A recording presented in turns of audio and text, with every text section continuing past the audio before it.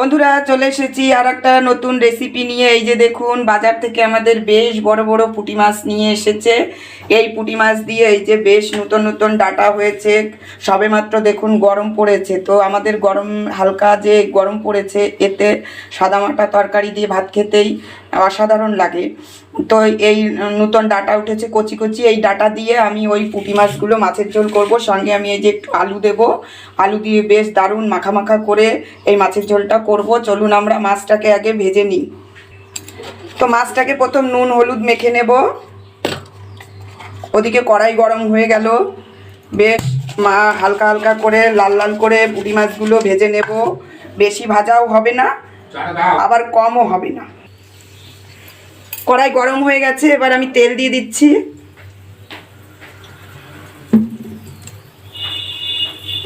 এবার মাছগুলো দিয়ে দেব।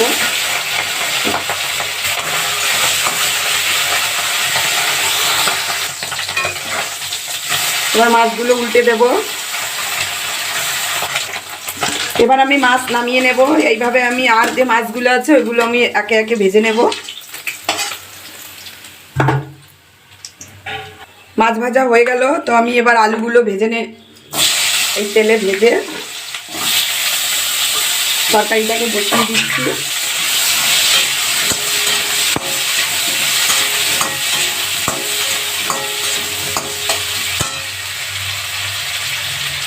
সামান্য লবণ দিচ্ছি, সামান্য হলুদ দেব।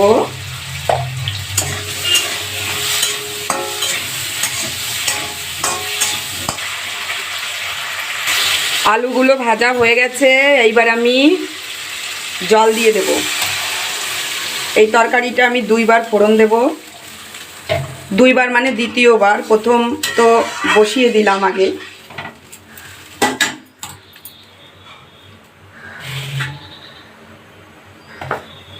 এবার ঢাকা দিয়ে দেব। বেশ তরকারিতে জাল উঠেছে, এবার আমি ডাটাগুলো দিয়ে দেব।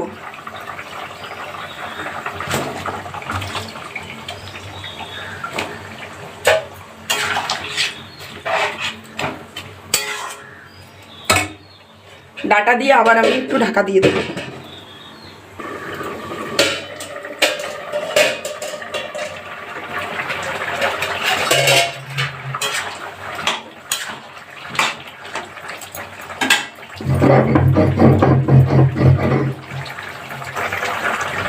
লঙ্কা বেটে দিলাম, এই যে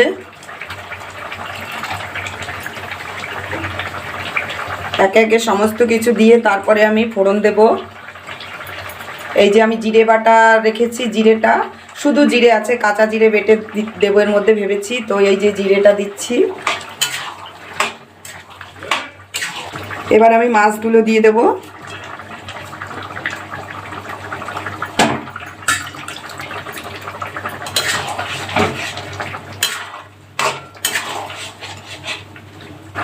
এবার ফোড়ন দিয়ে দেব।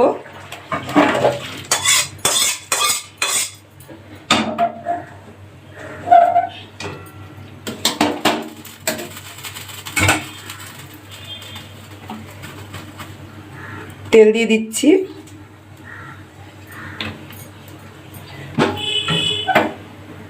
একটা তেজপাতা দিচ্ছি।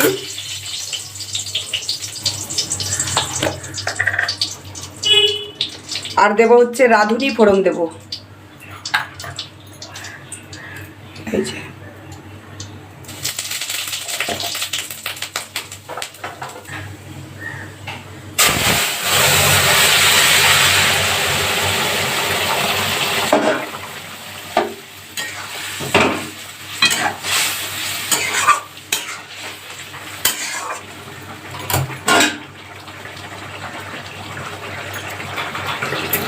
তো বন্ধুরা, পুঁটি মাছ দিয়ে ডাটা রান্না করেছি, সেটা হয়ে গেছে তরকারিটা। এবার নামিয়ে দেব। বন্ধুরা, পুঁটি মাছ দিয়ে ডাটার তরকারি রান্না হয়ে গেছে।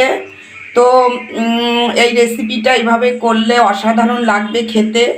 যদি এই রেসিপিটা আপনাদের ভালো লাগে অবশ্যই সাবস্ক্রাইব করবেন, কমেন্ট করবেন, লাইক দেবেন।